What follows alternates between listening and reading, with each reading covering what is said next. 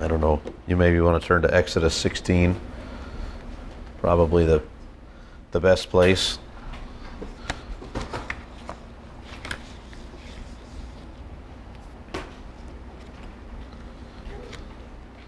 Though I will begin with reading from Genesis chapter 2, 1 to 3, just briefly. But we'll be there in Exodus 16. Be our first main text. Are we ready, Jared? Okay.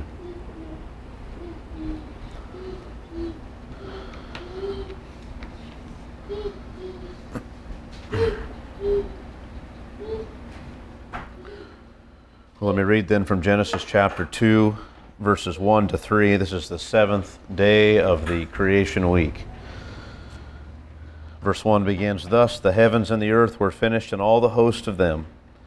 And on the seventh day God finished his work that he had done, and he rested on the seventh day from all his work that he had done.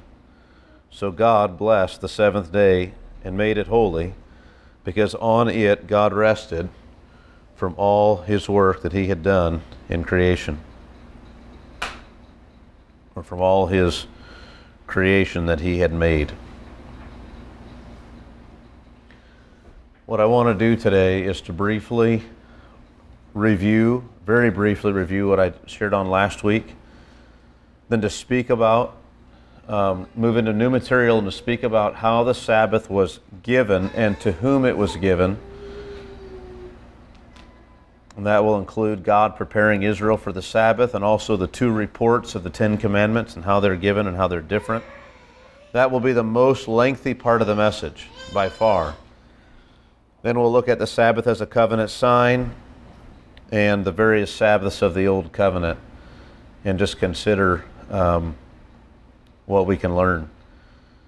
So why don't we pray and ask for the Lord's help as we look at this material and try to just get a handle on it in a way that'll be helpful for us, informative for our thinking about these matters. Father, we look to you again for help in this and every endeavor, and we ask that you would make your text, your truth, alive to us. It wouldn't be just ink written on a page. That's not what the new covenant is about. You said you'd take your laws and write them on our hearts, and there's a heart work to be done in us even now, that as we sit here and learn and look about this matter of the Sabbath, that we would be refreshed and encouraged, provoked in our love for Christ and our appreciation for him and our understanding of redemption and what you've come to do. So we ask you to fix our hearts and our minds on the words before us, that we would be changed by them, that they would work in us as you intend them to do. Pray you'd sanctify this time in our hearts to you. In Christ's name we pray. Amen. Well, first, to review from last time, just to remember that this narration in Genesis 2 continues the creation week on into the seventh and what is the climactic day. The climax of creation is not the making of man, but the rest of God. This is the entire climax of the account. Creation, we spent some time talking about this, is only properly ordered when it's oriented toward God. After everything is made, it's still not right. God then takes the seventh day and everything in it, and he sets it apart to himself. He consecrates it unto himself. He makes it holy. It's only properly oriented when everything is oriented toward God, and when God inhabits his creation, taking his rest in its midst. We considered the whole plot resolution, that the plot resolution also tells us that the seventh day is what is important. That the plot in Genesis 1, verses 1 and 2, was that God had made all the heavens and the earth, but the earth itself was without form, it was void, there was darkness over the face of the deep. But God's Spirit was hovering and brooding over the face of the waters. And then begins God's forming and filling, the ordering of all that God had planned to do, but he hadn't yet done. The resolution of this plot is not found in day 6 when God says, okay, now it's all very good. That tells us that God is satisfied with his work in terms of he believes it's all, there's nothing more to be done, there's nothing more to be created or accomplished. But the resolution occurs in day 7 when we see God, as it were, putting his feet up, enjoying and resting in what he has made. When he walks the grand halls that he's built, resting from his creation. That's the resolution of the plot. So it's this 7th day. This is the big thing. And he made it holy. He sanctified the day. He consecrated it. He set it apart unto himself in a special way. And that's profound. In the 6th day, God said it was all very good, and then he sets it apart unto himself. So it's not just that God had created all these things because he wanted to make them. He actually wanted them to make them for himself. He made them, and that was all good. And then he said, now, the one other thing to be done is to set it apart for me in a special sense. So everything's just very Godward in its orientation. The order that God established at creation at the end of the 6th day is sacred to God.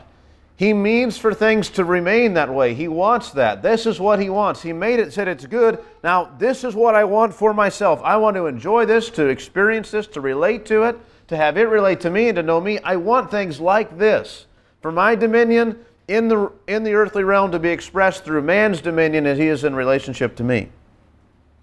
There's a certain satisfaction in this situation for God. And there's a very real sense in which God says, yes, this is what I would desire. This is what will be. I rest in this. Now I'm finished. I put down my hands and I walk the halls that I've made from this time forward. We talked about also in terms of how another line of argument to show that this is a sacred thing to God. They're from what God answers to Job about creation, that where were you when I set everything up? From the very beginning, from the foundations of the world, watching God as he set up the foundations, were the angels who were singing and singing to God and shouting for joy over what they were witnessing. And so we see that one of the things God is doing is as he's doing this, is he's putting on display his character and his nature and what he's like and what he can do and his power for heavenly beings, that they would delight in it as well. And there is a sense in heaven, in the heavenly realm, as God creates in the earthly realm and orders and fashions, of joy and of shouting, of rejoicing and singing and delighting in God. And this is a happy thing for God as well. The basic conclusions we came to last time: first of all, the 7th day was a day of God's rest and doesn't imply anything for man in terms of a day of rest like we think of it in the Sabbath day. Secondly, the 7th day was a day of satisfaction to God. Third, the 7th day was a day of consecration to God. It was unto him. Fourth, the 7th day conditions are the intended end of creation. Everything that was very good at the end of the 6th day, taken into relationship and consecration unto God, that's what God wants. So all this stuff that's very good in a good relationship and order as it relates to one another, set it all apart unto God, and that's what God intends for his creation. That's the creation purpose of God, the end for which God made the world. Creation was set up as God intends. Mankind exercising his dominion as God's image in the world, extending his blessing throughout the realm in fellowship with God. God in the midst of everything, in fellowship with man, blessing and enjoying it all, worshiped for the character and the attributes he has revealed about himself, both in the hearts of men and in the hearts of angels. This is what God intends. The 7th day conditions were not required to come to an end, but apart from the fall would have continued on forever. We saw that as well on the basis of the unending 7th day. This would have gone on like this. Now then, those are the conclusions in general that we drew from last time. Moving into new material then, the Sabbath given. The Sabbath given. And we're going to turn away from Genesis chapter 2 to talk about when the Sabbath was given. Because all we read about in Genesis chapter 2, I'll underscore it again, is God's resting on the seventh day. There's no Sabbath rest given to man as a law and a commandment. So turn with me to Exodus chapter 16. Now, before we dive in here, I want to tell you that my heading for this passage is that here are some preparatory thoughts, some ways that Israel was trained for the Sabbath.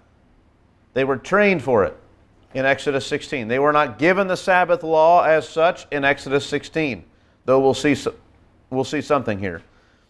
But rather, they were trained through the manna regulations.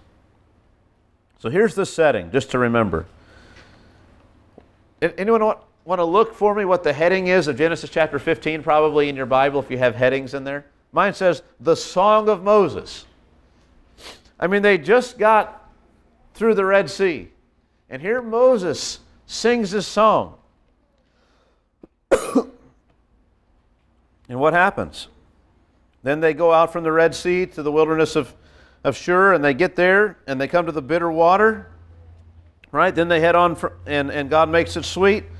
The people grumble about it, and then God makes it sweet. Then what happens?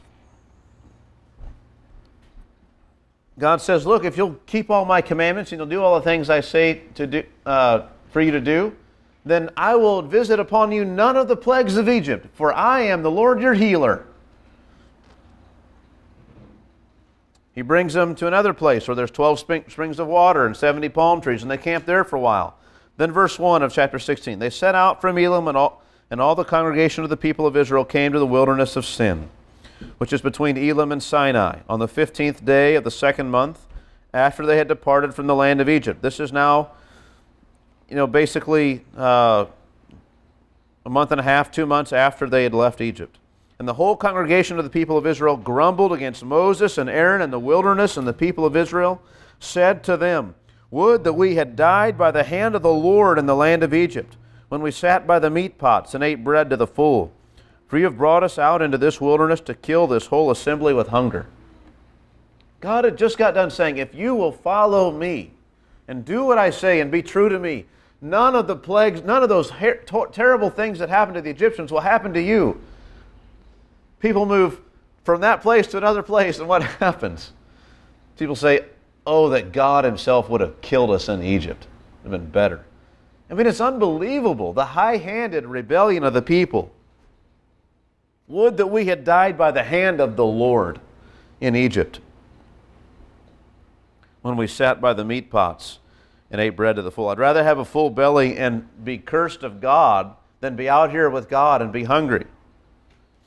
Then the Lord said to Moses, behold, I am about to rain bread from heaven for you, and the people shall go out and gather a day's portion every day, that I may test them, whether they will walk in my law or not. So it's not, he gives the provision, but it's also a test to see, are they going to do this? Are they going to do it? Look down to verse 27. On the seventh day, some of the people went out to gather, but they found none. And the Lord said to Moses, how long will you refuse to keep my commandments and my laws? See, even with regard to the manna, that some of them weren't obeying. And the Lord is very frustrated with this. Very naturally. Of course he would be. Now, before we dive in here and look more at this text in Exodus 16, let me just bring out the points for our study that I want to bring up. First of all, before the Sabbath commandment was ever given, in Exodus 20, in the 10 Commandments, the people of Israel were trained in a 7-day week. They were taught a 6 days of work, 1 day of rest cycle. How were they trained in this? The answer is through the giving of the manna together with the rules for the manna. That's how they were trained. So let's look then at Exodus 16. The people were told that the manna would be there every morning. Let's look at this. So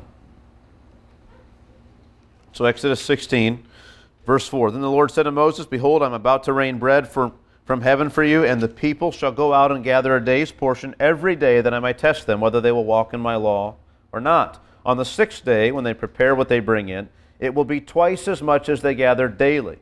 So Moses and Aaron said to the people of Israel, At evening you shall know that it was the Lord who brought you out of the land of Egypt, and in the morning you shall see the glory of the Lord, because he has heard your grumbling against the Lord.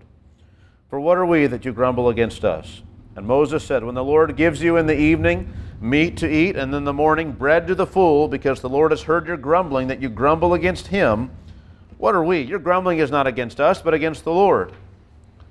Then Moses said to Aaron, Say to the whole congregation of the people of Israel, Come near before the Lord, for he has heard your grumbling. And as soon as Aaron spoke to the whole congregation of the people of Israel, they looked toward the wilderness. And behold, the glory of the Lord appeared in the cloud. And the Lord said to Moses, I have heard the grumbling of the people of Israel. Say to them, At twilight you shall eat meat, and in the morning you shall be filled with bread. Then you shall know that I am the Lord your God.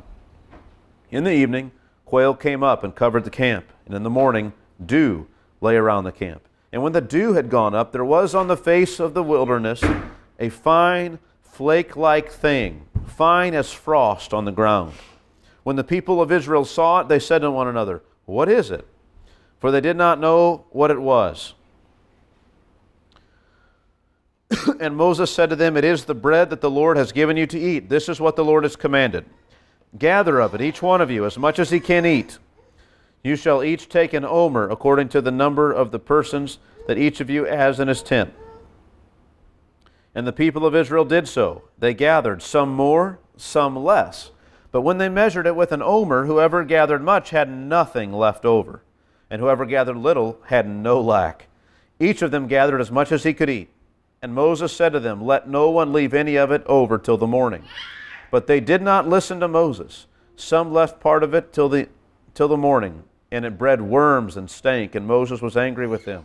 Morning by morning they gathered it, each as much as he could eat. But when the sun grew hot, it melted. On the sixth day they gathered twice as much bread, 2 omers each. And when all the leaders of the congregation came and told Moses, he said to them, This is what the Lord has commanded. Tomorrow is a day of solemn rest, a holy Sabbath to the Lord. Bake what you will bake, and boil what you will boil, and all that is left over lay aside to be kept till the morning. So they laid it aside till the morning, as Moses commanded them, and it did not stink, and there were no worms in it. Moses said, Eat it today, for today is the Sabbath to the Lord. Today you will not find it in the field. 6 days you shall gather it, but on the seventh day, which is a Sabbath, there will be none. On the seventh day some of the people went out to gather, but they found none. And the Lord said to Moses, How long will you refuse to keep my commandments and my laws? See, the Lord has given you the Sabbath. Therefore on the sixth day he gives you bread for 2 days. Remain each of you in his place. Let no one go out of his place on the seventh day. So the people rested on the seventh day. That's all we need for our time here. Now, think of this. The people were told that there would be manna every morning. It's going to be there. But you had to gather it every day. You couldn't, if you weren't going to eat, if you didn't go out there and go gather it and work for it. Now, an omer, my footnotes here says an omer was about 2 quarts or 2 liters. So you got 2 liters, right? 2 quarts, at half a gallon, everybody. Everybody gets a half a gallon of this stuff that you can cook it and make it into bread. If you had gathered a relatively small amount, not quite enough, you had enough. You had all that you needed. But the ones who gathered lots and lots, they went out and gathered all kinds. They never had any left over. It didn't matter if you spent 5 hours gathering and I spent 1 hour. I had enough, and somehow you didn't have any left over. See, God's provision for you wasn't contingent necessarily on your degree of effort and your work. Now, you had to go out there and gather it. But however much you get. If you say, man, I think I got probably too much today. I don't know. Well, you didn't have any left over. You weren't punished for gathering too much. You didn't have to get rid of some before it rotted. But if you gathered too little, this is amazing. It says explicitly, verse 18, but when they measured it with an omer, whoever gathered much had nothing left over. So the people that gathered lots, they didn't have extra. But the people who gathered too little, they had no lack. But there's some people who had some left over. So who were they? People that gathered too little. So you gathered like maybe 1 quart, and you're supposed to get 2, and you go to measure it out of your bag or whatever and into an omer, and you have more than enough. You have a whole omer and your bag's still full. You have more. You have stuff left over. Some who gathered had leftover. Those who gathered but a small amount. They had enough, and even some left over. Enough for tomorrow, you might say, right? Well, I don't have, man, this is great. I don't have to go out there tomorrow. I don't have to get anything. I can take it easy, put my feet up. I can put this away so I don't need to gather the next day. Like those other guys who were out there gathering for way too long. We don't need to do that. But see, that wouldn't work. The stuff would rot overnight and stink and get worms. You weren't allowed to get extra and not have to go and work the next day. You had to get out there and go work. It was awful. Imagine the stench and the mess in your tent after leaving this stuff to rot overnight. I mean, it says it stank and it got worms in a night. I mean, it's just disgusting. Now you got to clean this stuff up out of your tent. Where are you going to put it? Next to your neighbor's tent?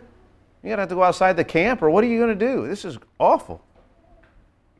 So every day you were forced to go out and gather your food in the early morning, once the dew dried up from the desert, or you don't eat for the day, right?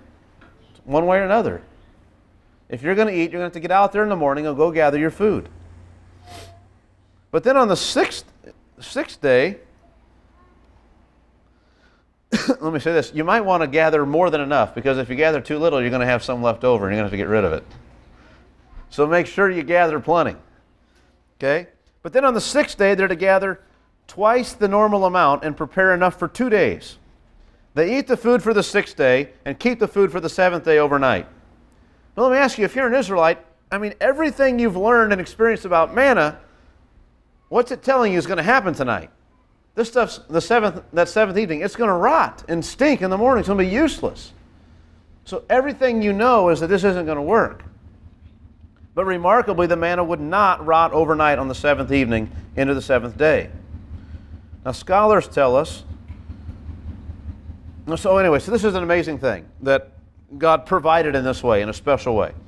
Now listen, scholars tell us that, and they're universal on this, I mean, anybody who studies Egypt says the same thing, and biblical scholars all say it too, that while in Egypt, the people of Israel were on a 10-day week, not a 7-day week. It was a 10-day week. You had like 3 different simultaneous calendars going on in Egypt for different purposes. All of them were 12-month days, or 12-month years with 30 days each in their months. But they were all different. But anyway. And they adjusted at different times, according to the sun. So, this is what was going on in Egypt. One of the fundamental changes God sought to make in the people's lives as He formed them into a special nation set apart for Him was to make a change in their calendar. To make a fundamental change in their calendar. They were no longer to keep the same calendar the other nations did. The other nations kept their calendar according to the darkness of their pagan religious practices. And not that God was concerned to give them the correct calendar, like the correct calendar. You know, you get people who are way off on this and they're like, well, we've got to go back somehow to the calendar that God gave Israel because that's the calendar of God or something. And that's just not what was the point. The point was rather to distinguish Israel's calendar from the other calendars. The Bible tells us very, very little about how they calculated their months and their years. We have no reason to assume it was something other than a lunar or solar-lunar combination. We know that the months themselves go by different names in parts of the Old Testament. You have some of the months that are in one part of the Old Testament are given one name and the other parts are given another name. So it wasn't this set in stone thing, yet it was nonetheless. Some of these Passovers were every year at the same time of the year. You could mark it down. So they were adjusting somehow. We don't know how. The point is that God wanted their timekeeping divorced from the false ideas of how things were and set up on a different way. This new calendar was based on a 7-day weekly cycle.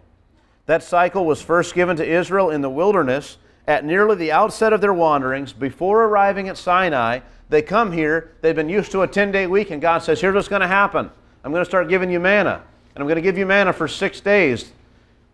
And then the seventh day, if you've, this is the way it works. And the seventh day, you're going to rest. And then it's going to be another 6 days, and it's going to rest. Another 6 days, and you're going to rest. And they're trained on a 7-day cycle. At this point, it is important to note that the Sabbath was merely connected with not gathering food in the wilderness and with cooking our food the day before.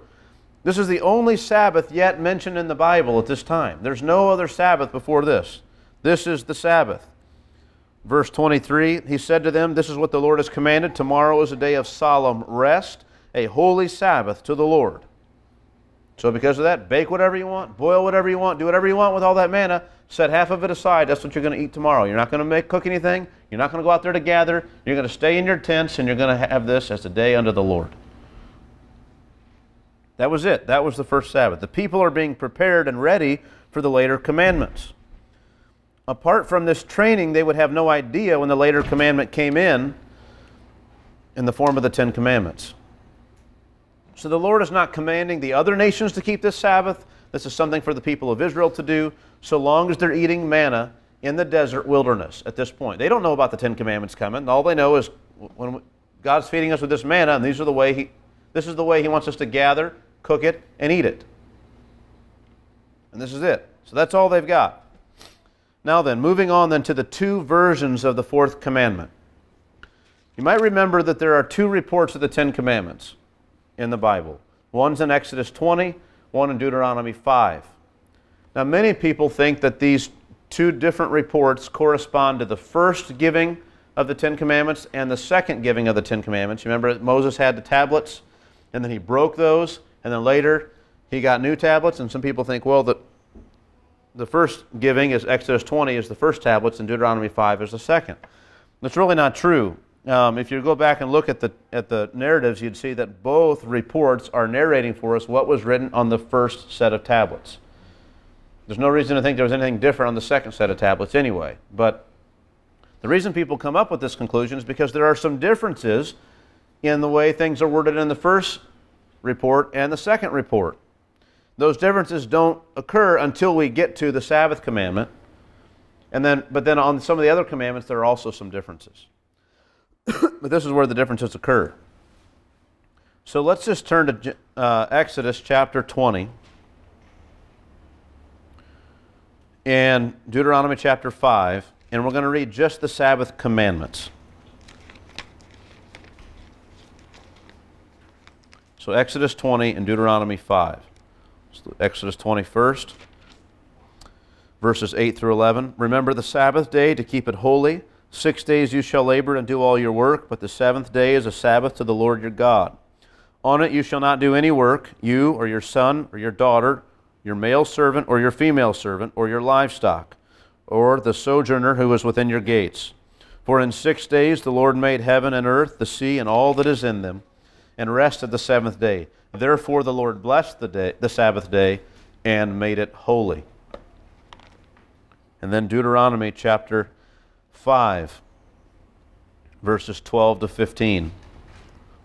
Deuteronomy 5, verses 12 to 15. "Observe the Sabbath day to keep it holy, as the Lord your God commanded you. 6 days you shall labor and do all your work, but the 7th day is a Sabbath to the Lord your God. On it you shall not do any work, you or your son or your daughter or your male servant or your female servant or your ox or your donkey or any of your livestock, or the sojourner who is within your gates, that your male servant and your female servant may rest as well as you. You shall remember that you were a slave in the land of Egypt, and the Lord your God brought you out from there with a mighty hand and an outstretched arm. Therefore the Lord your God commanded you to keep the Sabbath day." All right. Now, let's look at some similarities and differences. Similarities. In both reports, the Sabbath command begins with the need to mark the Sabbath. To mark the Sabbath and to keep it holy. In both reports, the basic command is the same. 6 days you shall labor and do all your work, but the 7th day is a Sabbath to the Lord your God. On it you shall not do any work, you or your son or your daughter or your male servant or your female servant or your livestock or the sojourner who is within your gates. All that's the same. So the commandment is essentially the same in each report, and unless the Bible contains contradictions, we ought to expect that the reports are the same. But there are some differences in the report, and that causes some problems. First of all, some minor differences. Almost insignificant, you might say. The words at the beginning of the commandment are different words. Both mean to mark the day, but one says remember the day, the other says observe the day. They're slightly different words. And again, it's using different words to make the same command. Some of your translations will have remember in Exodus and observe in Deuteronomy. The Deuteronomy passage inserts the phrase, as the Lord your God commanded you, into the command after the phrase, remember the Sabbath, or observe the Sabbath day to keep it holy. The Deuteronomy says, as the Lord your God commanded you. Well, it wasn't there in Exodus. Well, that makes sense, because if Moses is telling the people about what happened, he's saying, remember to do this as the Lord your God had commanded you. When did God command you? Earlier, whenever he gave us the 10 Commandments. That's when he did it. And the Deuteronomy passage does this elsewhere in its report of the 10 Commandments. There's other places in the 10 Commandments where it says, as the Lord your God commanded you, which were not in the original giving of the 10 Commandments. The Deuteronomy passage also elaborates further on the livestock, saying not just your livestock, it says, or your ox, or your donkey, or any of your livestock. It's pretty insignificant, but it's a change. Now, this is solved, again, if we remember what Deuteronomy is. It's Moses telling the people about what God had already done. He's not saying, well, this is precisely verbatim what had happened. He's narrating this to the people, narrating their own story. And as he narrates it, he makes comments that a narrator would tend to make. And here they are. They're just narrative insertions to tell the story. The Deuteronomy report also adds a purpose for all of your servants to have a Sabbath rest. It says that your male servant and your female servant may rest as well as you. And then that brings us to the major differences. The two accounts differ widely in terms of the reasons given for the commandment. In the first account, in Exodus, we have the reason that is based on the creative work of God in the creation week. In the second account of Deuteronomy, we have the reason based on the redemptive work of God in exiting the people from slavery in Egypt. Now, the way I understand these differences, the first category seems inconsequential, minor differences. Perhaps simply Moses elaborating a little bit as he gives an oral report to the people of Israel about what the commandments are saying. But the second category of differences are a little bit different. Here, I think, the way to make sense of it is to understand that the reasons offered for why the commandment is given in both accounts is commentary on what is important and why it's significant. In other words, God gave the Sabbath commandment, and then there's some commentary on why he did it and why it's significant, and why we really ought to keep it, why it's important to God. Why is this so important to God? In each case, Moses provides a reason, and in each case the reason is different. But the reason itself is probably not what was written on the tablets of stone. If we're saying the reason was on the tablet of stone, we've got a contradiction in the Bible. So the basic commandment's the same, but then you have these reasons as to why it was given, which are different. So I want to just look at these briefly, these two reasons. The first report with the basis in God's creative work week says this. This is why to keep the Sabbath. For in 6 days the Lord made heaven and earth, the sea and all that is in them, and rested on the seventh day. Therefore the Lord blessed the Sabbath day and made it holy. Here we see that God is calling Israel away from their former calendar into a different period of week, a 7-day week, and specifically to a week in which the first 6 are spent working, and the last one is spent resting from work, setting it apart to the Lord. And we're told, therefore the Lord blessed the Sabbath day and made it holy. In other words, the commandment exists because God wants His people's work week to follow His own pattern. This is how He worked. In 6 days He worked, on the seventh He rested. Therefore, the Lord has consecrated this for you to keep to Him. Israel is Israel was to remember that creative work of God, and that it is He who is their God, and they're to do it by their weekly Sabbath. So every week there's a reminder, not only of where everything came from, and who it is who's delivered us, and who our God is, but of how He made, and how He did it, and the purpose for which He did it. It's a reminder every week. Also on that first seventh day, God brought man, we already saw, into the satisfaction of rest with Him. Man enjoyed rest with God, not just rest from his labors, but rest with God. Just like God, He rested not only from His labors, but with what He made. In this way, the Sabbath would function as a demonstration of the people's faith in God to provide for them, and also as a way for them to share in rest with God. Think of this. How did that happen? The Sabbath came, and you enjoyed a day of resting in what God has provided for you already. The only thing you eat that day is what God has already provided you the day before. A superabundance of God's provision is such that you don't have to do anything today but can rest in the fact that He's provided for you. But it also happens in so much as the day of rest was a sacred day unto God every week. It wasn't just do whatever you want. It was a day of unto God. Sacred to God. And you kept it unto Him. So it was something you did with God. Now the second report has its basis not in creation, but in redemption. In the deliverance of the people from slavery in Egypt. You shall remember that you were a slave in the land of Egypt, and the Lord your God brought you out from there with a mighty hand and an outstretched arm. Therefore the Lord your God commanded you to keep the Sabbath day. Now here, in Deuteronomy, the Sabbath is clearly a weekly remembrance of God's mighty hand of love. Not of His creation work, but of His mighty hand whereby He redeemed us for Himself. It's a remembrance that in the exodus from Egypt, God had undertaken for the people with a mighty hand, and He delivered them from harsh and oppressive slavery and brought them into a promised land of rest and of satisfaction. Now, they are to ensure that this great deliverance and this great blessing is not forgotten by keeping this Sabbath. In gratitude for the deliverance that God worked for them, they are to ensure that those who are in their care and under their authority enjoy a weekly day of rest as well. Remember, in Deuteronomy it says, that your male servant and your female servant may rest as well as you. That's why they all get a rest too.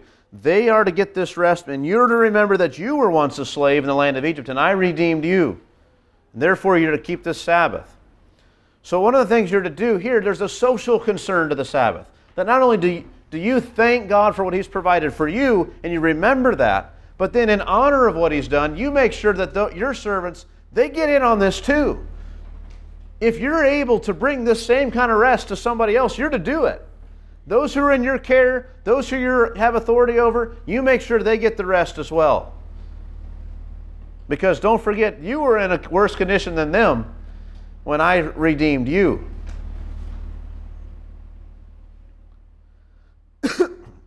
They're to manage their affairs and their dealings with other people in such a way that seeks to ensure everyone associated with them is not harshly ruled over, but graciously enjoys a refreshing rest from their labors, since God has provided such a bountiful rest for the Israelites. I mean, He's given us so much, we should be giving it to these others too. And God's commanded us to do it. It's not an option. So what to take away from this? What's the thrust of the Sabbath commandment in the Ten Commandments? As we find it here, what's the thrust?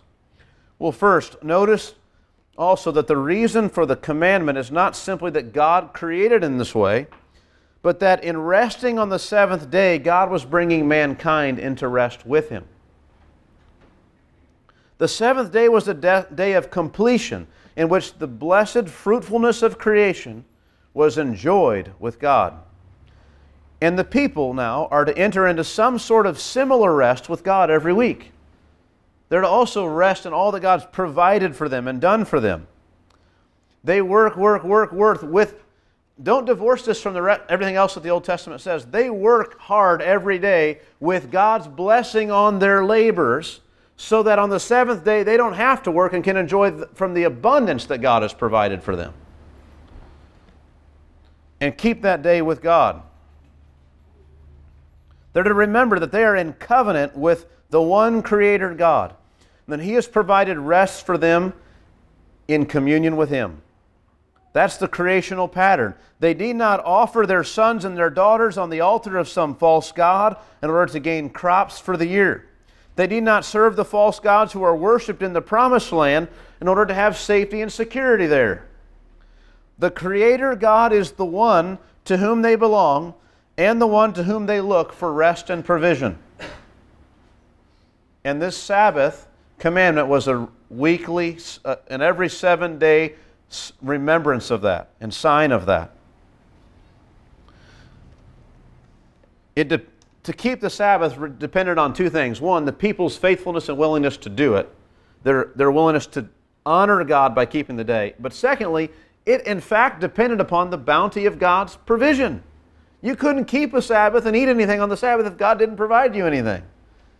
So it depended on God's provision in an ongoing way.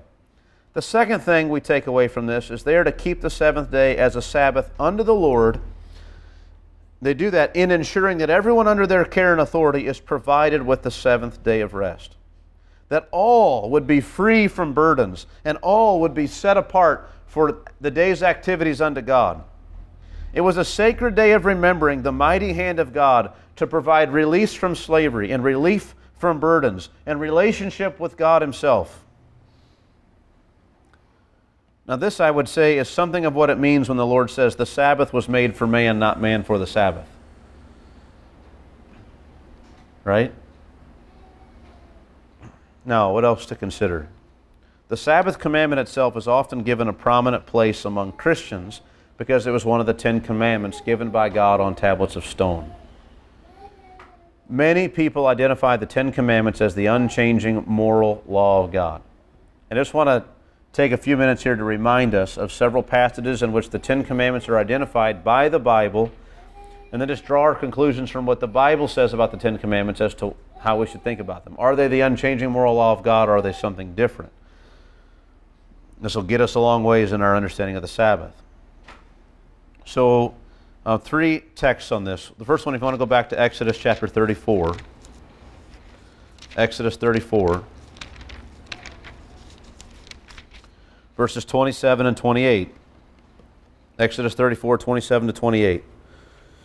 This is after Moses makes these new tablets. The covenant's renewed. Verses 27 and 28. And the Lord said to Moses, write these words, for in accordance with these words I have made a covenant with you and with Israel. So he was there with the Lord 40 days and 40 nights. He neither ate bread nor drank water, and he wrote on the tablets the words of the covenant, the 10 commandments. So there was something written on the tablets, which were what? The words of the covenant, which is what? The 10 commandments. The 10 commandments. Deuteronomy chapter 4 and verse 13. Deuteronomy chapter 4 and verse 13. And he declared to you his covenant, which he commanded you to perform, that is, the 10 commandments. And he wrote them on 2 tablets of stone. So there's 2 tablets of stone, and written on them is what? The 10 commandments. And what are the 10 commandments? His covenant which he commanded you to perform. That's what the 10 commandments are. That's the covenant that Israel was commanded to perform. And then if you turn just a couple pages to Deuteronomy chapter 9, we're going to read just a couple verses from Deuteronomy chapters 9 and 10. Deuteronomy 9 and verse 9. When I went up to the mountain to receive the tablets of stone, the tablets of the covenant that the Lord made with you, I remained on the mountain 40 days and 40 nights. I neither ate bread nor drank water. And then verse 11. And at the end of the 40 days and 40 nights, the Lord gave me 2 tablets of stone, the tablets of the covenant. Then verse 15. So I turned and came down from the mountain, and the mountain was burning with fire, and the 2 tablets of the covenant were in my 2 hands. Chapter 10 and verse 5. Then I turned and came down from the mountain and put the tablets in the ark that I had made. And there they are, as the Lord commanded me. And then verse 8. At that time the Lord set apart the tribe of Levi to carry the ark of the covenant of the Lord, to stand before the Lord to minister to him, and to bless in his name to this day. So Moses takes the 2 tablets of the covenant and puts them in this box, or an ark. And then that box or that ark becomes the box or the ark of the covenant, meaning it's the box where the covenant's kept. So the 10 Commandments are the covenant. The 2 tablets of stone written on both sides, those are the 10 Commandments. That is the Old Covenant itself. Now all this points to the fact that the 10 Commandments themselves were the foundational document of the Old Covenant. The book of the law, which came later, was a book which brought clarity and case law to the 10 Commandments. It also brought in some further laws that would be required in the covenant community, no doubt. But the constitution of Israel, you might think, was given to them by God in these 10 Commandments. The Old Covenant was a covenant made with Israel only. We just see it again in the 10 Commandments. I look at Deuteronomy chapter 5. I'll just read the first 5 verses. We could just read verse 6 if we wanted to. Verse 6 says, I am the Lord your God who brought you out of the land of Egypt, out of the house of slavery. Verse 7, you shall have no other gods before me. So who is the covenant made between? God and the people that he brought out of slavery from the house of Egypt. But let's read the first 5 verses of Deuteronomy 5. And Moses summoned all Israel and said to them, Hear, O Israel, the statutes and the rules that I speak in your hearing today. And you shall learn them and be careful to do them. The Lord your God made a covenant with us in Horeb.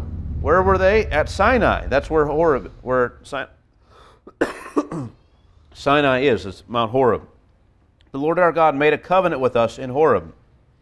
Not with our fathers did the Lord make this covenant, but with us, who are all of us here alive today. The Lord spoke with you face to face at the mountain out of the midst of the fire, while I stood between the Lord and you at that time to declare to you the word of the Lord. You see that? It was not with our fathers. So who was Israel's fathers? Abraham, Isaac, and Jacob, and sometimes maybe Joseph as well. Those are the fathers of the nation. God didn't make this covenant with our fathers, but with us who are here today. You see? The 10 Commandments were all given to Israel as a unit, as a covenant that was made with them at Mount Sinai. Now, that identifies the 10 Commandments as the Old Covenant, and the Sabbath is one of those. Part of the Old Covenant law, given as part of that covenant, not given with the fathers. And we already saw the people of Israel didn't know anything about it, but were trained about this 7-day week through the manna. Now, let's consider the Sabbath as a covenant sign. The Sabbath as a covenant sign. Not just one of the 10 Commandments, but actually the sign of the Old Covenant itself. The sign of circumcision, you may remember, was the sign of the Abrahamic covenant. And this Sabbath was the sign of the Old Covenant. Turn with me to Exodus chapter 31. Exodus chapter 31. I know there's a lot of texts that we're reading here, but because there's a lot of data to get. Exodus chapter 31, verses 12 to 18. I'm just going to read this text, and then we'll talk about it briefly. Exodus 31, verse 12. And the Lord said to Moses, you are to speak to the people of Israel and say, very important, above all, the most important thing, above all, you shall keep my Sabbaths. Why is this the most important thing? For this is a sign between me and you throughout your generations. Now who's me? That's God. And who's you? The people of Israel. Right? And the Lord said to Moses, you are to speak to the people of Israel and say, here's above everything else, the most important thing is you keep my Sabbaths because they're a sign between me and you. That you may know that I, the Lord, sanctify you. You shall keep the Sabbath because it is holy for you. Everyone who profanes it shall be put to death. Whoever does any work on it, that soul shall be cut off from among his people. 6 days shall work be done, but the seventh day is a Sabbath of solemn rest, holy to the Lord. Whoever does any work on the Sabbath day shall be put to death. Therefore the people of Israel shall keep the Sabbath, observing the Sabbath throughout their generations as a covenant forever. It is a sign forever between me and the people of Israel that in 6 days the Lord made heaven and earth, and on the seventh day he rested and was refreshed. And he gave to Moses, when he had finished speaking with him on Mount Sinai, the 2 tablets of the testimony, tablets of stone, written with the finger of God. Of the 10 commandments, this is the most important. Above all, this is the one that must be kept.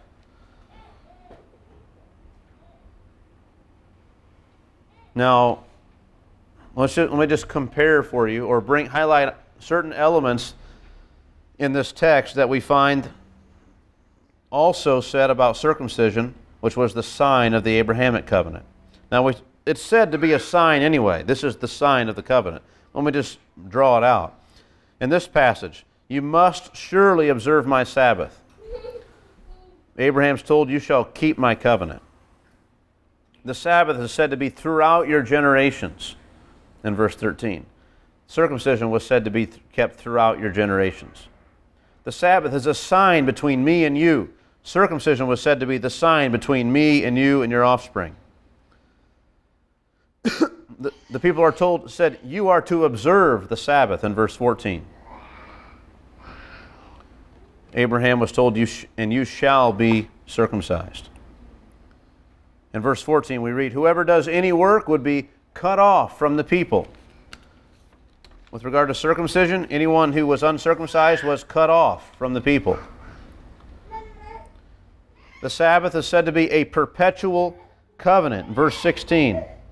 Right, therefore the people of Israel shall keep the Sabbath, observing the Sabbath throughout their generations as a covenant forever. The Sabbath is the covenant, you see, in that sense. It's the sign of the whole covenant. You keep the Sabbath as a covenant.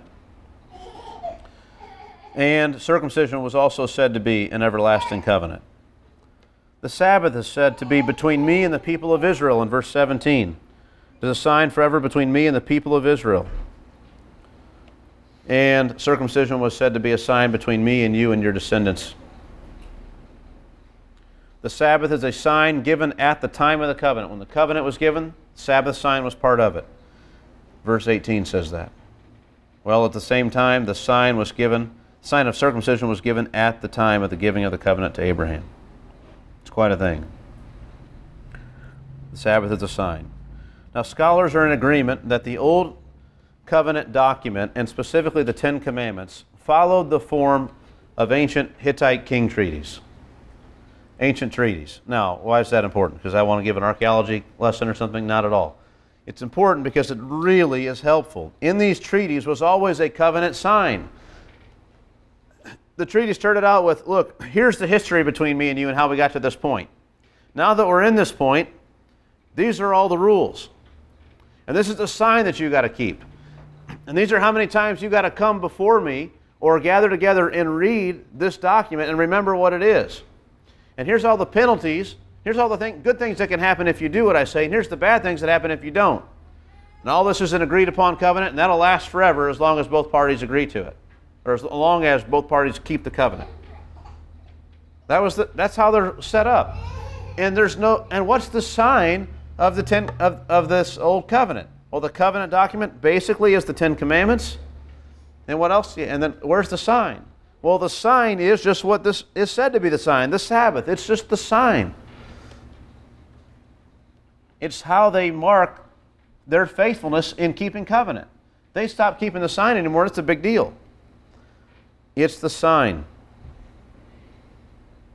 When the sign was not kept, it was an act of treason, a repudiation of the entire covenant itself. I mean, this is the sign of their covenant agreement and their covenant loyalty, to keep the sign. And they say, well, I'm not keeping the sign. That's why it's the most important. The sign stands for the whole covenant. This would be like a soldier setting fire to his flag. Right? It represents everything that he's fighting for. Or a married person throwing their ring at their spouse. Nothing could be more grave or more serious than that. And this is because the entire covenant itself is signified by the sign. It's the sign, the signal of the covenant, of the whole thing. Now I want to just move topics again just for a minute here. It'll be a little bit, actually. There's a couple texts to read. To consider the various Sabbaths of the Old Covenant. And what I'm trying to do here is to show just how pervasive the Sabbath not only was, how central it was to the Old Covenant itself. We've seen that. It's the sign of the document. It's one of the Ten Commandments. It's the thing above all else to do that. We've also already seen how it's specifically related to all that God did in creation, and then to what God was providing for them out of slavery into the promised land where they were redeemed by God, set apart for Him to live in fellowship with Him under His blessing. The Sabbath stands for all of that, but it's even more than that. Many of us would say that the Sabbath was a centrally important event in Israel. And we would be familiar with the idea that there were more than just the Sabbath days every seventh day. But I want to talk about, for just a few minutes, some of these other Sabbaths so we understand just how central to God the idea of the Sabbath was. First of all, to remember, let's turn to Leviticus chapter 23, and we can spend basically all this time there. Leviticus 23. To remember that all the festivals that Israel kept, interestingly enough, how many annual festivals were there in Israel? Anybody want to guess? If you don't know, just guess a number. No, not 3. It's close. There's a reason for saying 3, and I'll say that in a minute. 7. What do you know? 7 festivals. 3 times they were to gather themselves in Israel and hear the covenant read. Okay? They were all to gather there together in Israel, or in Jerusalem. Now, but there were 7 festivals, 3 of which were on the 7th month. It's amazing. Now,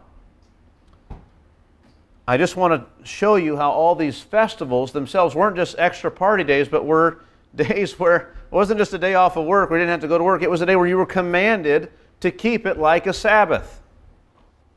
There were all these things you had to do to keep the ceremony, but outside of that, nothing more was to be done. It was to be a Sabbath. So Leviticus chapter 23, verse 3. 6 days shall work be done, but on the 7th day is a Sabbath of solemn rest, a holy convocation. You shall do no work. It is a Sabbath to the Lord in your dwelling places. That's the regular Sabbath. Look at verses 6 through 8. This is the Passover. And on the 15th day of the same month is the feast of unleavened, the 14th day is the Passover. The 15th day after that, the feast of unleavened bread. It's the feast of unleavened bread to the Lord. For 7 days you shall eat unleavened bread. On the first day you shall have a holy convocation. You shall not do any ordinary work.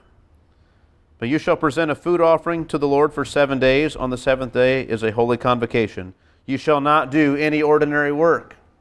Again, this no work, no work, no work.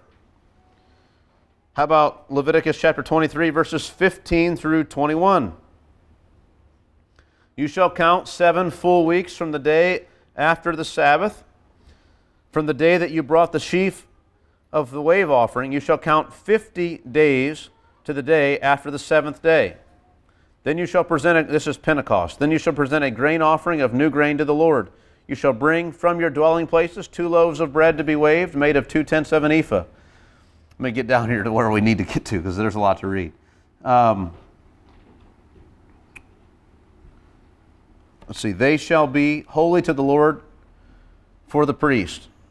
And you shall make a proclamation on the same day. You shall hold a holy convocation, which is what the Sabbath is. You shall not do any ordinary work. It is a statute forever in all your dwelling places throughout your generations. A statute forever in your dwelling places, the holy convocation, no work. Same thing. Leviticus 23, verses 23 through 38. You have all these. You have 3 other celebrations mentioned. Look at this. Verse 23. And the Lord spoke to Moses, saying, Speak to the people of Israel, saying, In the 7th month, on the first day of the month, you shall observe a day of solemn rest, a memorial proclaimed with blast of trumpets, a holy convocation. You shall You shall not do any ordinary work, and you shall present a food offering to the Lord. Verse 26, and the Lord spoke to Moses, saying, now in the 10th day of this 7th month is the day of atonement. It shall be for you a time of holy convocation, and you shall afflict yourselves and present a food offering to the Lord. Verse 28, and you shall not do any work on that very day, for it is the day of atonement, to make atonement for you before the Lord your God. Whoever is not afflicted on that very day shall be cut off from his people, and whoever does any work on that very day, that person I will destroy from among his people. You shall not do any work. It's a statute forever throughout your generations in all your dwelling places. It shall be to you a Sabbath of solemn rest, and you shall afflict yourselves. On the 9th day of the month, beginning at evening, from evening to evening, you shall keep your Sabbath, it's called. It's incredible. Verse 33, and the Lord spoke to Moses, saying, speak to the people of Israel, saying, on the 15th day of the 7th month, and for 7 days is the Feast of Booths to the Lord. On the first day shall be a holy convocation. You shall not do any ordinary work. For 7 days you shall present food offerings to the Lord. On the 8th day you shall hold a holy convocation and present a food offering to the Lord. It's a solemn assembly. You shall not do any ordinary work. What a thing. Verse 38. Talking about all these times of holy convocations are besides the Lord's Sabbaths, and besides your gifts, and besides all your vow offerings, and besides all your freewill offerings which you give to the Lord. Verse 39, halfway down. On the first day, this is the 7th month again, shall be a day of solemn rest. On the 8th day shall be a solemn rest. I mean, it's again and again. No work, no work, no work. No one's allowed to do any ordinary work on these days. If you're not doing work in order to celebrate the day, you're not allowed to do anything. It's a day of solemn rest. So all of these days are Sabbaths themselves. All right. It's a lot of material. And I want to just kind of draw some conclusions. We'll read a few other texts as we do this, but I just want to begin to draw some conclusions on all this. First of all, the centrality of the Sabbath in the Old Covenant. It dominated the Old Covenant calendar. It was the basis for their calendar. Just the fact that they had a different calendar than all their neighbors, and which was different from what they had in Egypt, is huge. And he who rules the calendar rules the world, you might say. I mean, rules the people.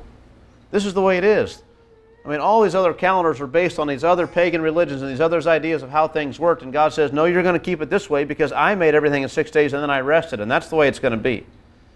It's a remembrance of what God had done. The Sabbath itself dominates the Old Covenant calendar. What else? The Old Covenant legal system concerning property and debts. I mean, all the things I've read so far about the calendar and the days you're to keep and different things, that's enough. But then to figure in that all the laws about the debts that you owe other people is all based on the Sabbath as well, which we'll see here in just a second. And then all the laws about property and how long you can keep it and who you can keep it and whose property you can take and how you can take it and all that, all dictated by the Sabbath. Again, it's incredible. Debts. Deuteronomy 15, I'll read verses 1 and 2. At the end of every 7 years you shall grant a release. And this is the manner of the release. Every creditor shall release what he has lent to his neighbor. He shall not exact it of his neighbor, his brother, because the Lord's release has been proclaimed. So every 7 years there's a Sabbath year and everybody gets free from their debts. You have to release him of his debt. Deuteronomy 15 verses 12 to 15. If your brother, a Hebrew man or a Hebrew woman, is sold to you, he shall serve you 6 years. And in the 7th year you shall let him go free from you. And when you let him go free from you, you shall not let him go empty-handed. Now, how much does this sound like their deliverance from Egypt? Don't let him go empty-handed. You shall furnish him liberally out of your flock, out of your threshing floor, and out of your winepress. As the Lord your God has blessed you, you shall give to him. You shall remember that you were a slave in the land of Egypt, and the Lord your God redeemed you. Therefore I command you this today. So because when you were a slave in Egypt, they let you go and you pillaged the Egyptians. They gave you so much stuff, you were weighed down in the desert. So when you let a slave go free, don't let him go empty-handed, but supply him liberally from all the things I've given you, remembering that I freed you from Egypt. What a thing. How about property? Leviticus chapter 25. We're going to read like half this chapter. The Lord spoke to Moses on Mount, and just think about what it would be like to live in this system. The Lord spoke to Moses on Mount Sinai, saying, "Speak to the people of Israel and say to them, when you come into the land that I give you, the land shall keep a Sabbath to the Lord. For 6 years you shall sow your field, and for 6 years you shall prune your vineyard and gather in its fruits. But in the 7th year there shall be a Sabbath of solemn rest for the land, a Sabbath to the Lord. You shall not sow your field or prune your vineyard. You shall not reap what grows of itself in your harvest, or gather the grapes of your undressed vine." So it's not just that you get to rest by not sowing and working the land, but you get to just freely eat of the produce that just grows in the land. It says, no, you don't eat of the things in the field. You shall not reap what grows of itself, volunteer crops. You don't get those. Or the grapes of the undressed vine. It shall be a year of solemn rest for the land. The Sabbath of the land shall provide food for you, for yourself and for your male and female slaves, and for your hired servant and the sojourner who lives with you, and for your cattle and for the wild animals that are in your land. All its yield shall be for food. You shall count 7 weeks of years. What else? Okay, 7 weeks of years. So now we're 49 years. 7 times 7 years, so that the time of the 7 weeks of years shall give you 49 years.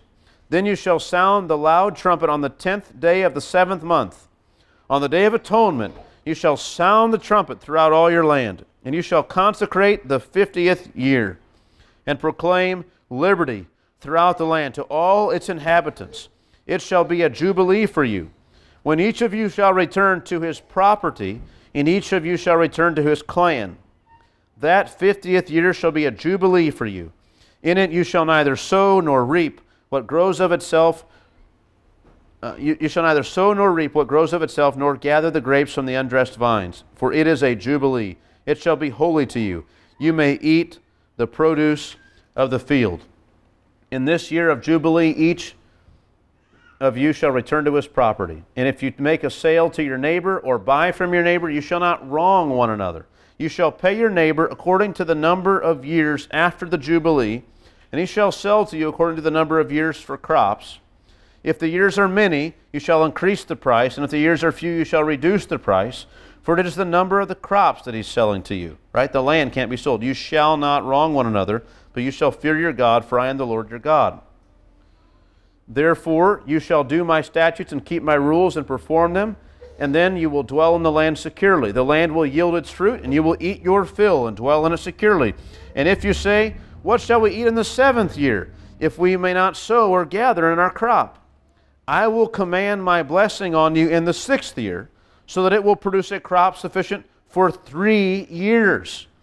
When you sow in the 8th year, you will be eating some of the old crop. You shall eat the old until the 9th year, when its crop arrives. The land shall not be sold in perpetuity, and for the land is mine, for you are strangers and sojourners with me. This is my land, you're just living on it. And in all the country you possess, you shall allow a redemption of the land. If your brother becomes poor and sells part of his property, then his nearest redeemer shall come and redeem what his brother has sold. If a man has no one to redeem it, and then himself becomes prosperous and finds sufficient means to redeem it, let him calculate the years since he sold it and pay back the balance to the man to whom he sold it, and then return to his property. But if he has not sufficient means to recover it, then what he sold shall remain in the land of the buyer until the year of Jubilee. In the Jubilee it shall be released, and he shall return to his property. We'll stop there. That's a lot to read, but it shows again and again how over and over in every aspect of property and debt and all this stuff, the Sabbath year, particularly the Jubilee year, dictates the whole economy. You want to sell your property? Well, go figure up when's the Jubilee, how long, how many years a good crop can he get? Okay, this is the price. That's all you can do. When the time comes for Jubilee, you got to give the guy his land back. That's the law. It's really remarkable. The whole Old Covenant legal system concerning property and debts was dictated by the Sabbath cycle and system. Old Covenant religious festivals. Again, every festival was a Sabbath of sorts. It was a time of returning to the rest God had originally provided. Think of the year of Jubilee. God had provided your family with rest and land and an inheritance, and somehow you'd lost it on your own, or perhaps it was, and so now you get it back, or perhaps maybe it was a time for you to return to others the rest which God had provided for them. They had lost it, and you would happen to be the one who had obtained their land. Now it's the year of Jubilee, and you get the blessing of bringing these people back to rest. Give them back their land. What a wonderful thing. All of these Sabbaths were throughout the year, every 7 days. We kept one, we kept one, we kept one, we kept one. Then you had so every 7 days you had a Sabbath. You had 7 festivals kept throughout the year as Sabbaths. 3 of the festivals are bunched up on the 7th month. You had every 7 years an entire year of Sabbath for the land. And for the slaves would get to go free, and debt would be released. Every 7 Sabbath years you had another extra Sabbath. So 2 Sabbath years in a row. But in that year you had a Jubilee in which the whole year was a year of Sabbaths from regular work. You could cook, you could do those things, but no one was allowed to work the land. All debts forgiven. Justice, redemption, inheritance for everyone. It's incredible. Sabbath, Sabbath, Sabbath, Sabbath, Sabbath. The Old Covenant itself, those basic 10 commandments of the Old Covenant, it's contained in a basic sign to be kept forever by the children of Israel, so long as the covenant remained. You see, the whole thrust of the Old Covenant, despite all of its laws and its regulations, in that you do, and your righteousness for you will be by keeping these laws. Yes, all that's true. They've got to keep the agreement. But the thrust of the agreement is, I am providing rest for you. You stay with me, you be loyal to me, and it'll all be provided for you. And to remember that, there's this sign that's vitally important. Of the utmost importance is that you keep this sign that reminds you of those things. The Sabbath and the covenant were given to Israel only. Just to remember that the Lord made this covenant with the people of Israel. It was given to them. The Sabbath was the sign of the Old Covenant. It dominated the Old Covenant calendar, its commerce, its property laws, its religious festivals. It was the abiding sign of the Old Covenant, the central command of the 10 Commandments, given to Israel as the foundational document of the covenant between them and the God who had redeemed them out of slavery in Egypt. So again, just to remember, what did the Sabbath itself signify? What was the point? You had this, it was related to creation, it was related to redemption. Right? In creation, God had brought man into rest with Him. Everything was as God wanted it when it enjoyed all the full bounty God had provided and the communion with God that God intended. It was wholly set apart unto Him. There was blessing. That's what God intends. Man lost that. And then in redemption, God takes Israel, who was suffering horribly under slavery, and redeems them from that harsh, oppressive nature of their work. No rest. And gives them a land where they'll find rest. And He provides it for them. And they're to be sure that not only do they have it, but that others have it who are with them. This is the Sabbath. It signifies basically, in a sense, everything that God intends to do for them. It's significant that the sign of the covenant is the thing which itself is a lived out demonstration that God provides for them and wants communion with them. That's the sign. It's wonderful. It's a very appropriate sign. So this is what it would like to be an Israelite. Now, we didn't even go into, other than no work, we didn't go into all the different things that could be said about how the way they kept the Sabbath itself could be likened so much to what it was like in Eden. It was one of the most helpful things I remember in that study a few years back. How when you look at what it's actually like to obey these rules, it's a lot like living in Eden. So anyway, I think we've seen that sufficiently just from the things we've already talked about. That's the message for today. I think it gets us a long ways further in this examination of the Sabbath. And next time we'll cover the Sabbath as it's developed further in the Old Testament, particularly picked up by the prophets. Then we'll dive into things on how the Lord handled it. So, are there any questions or comments or questions about references or anything like that from today?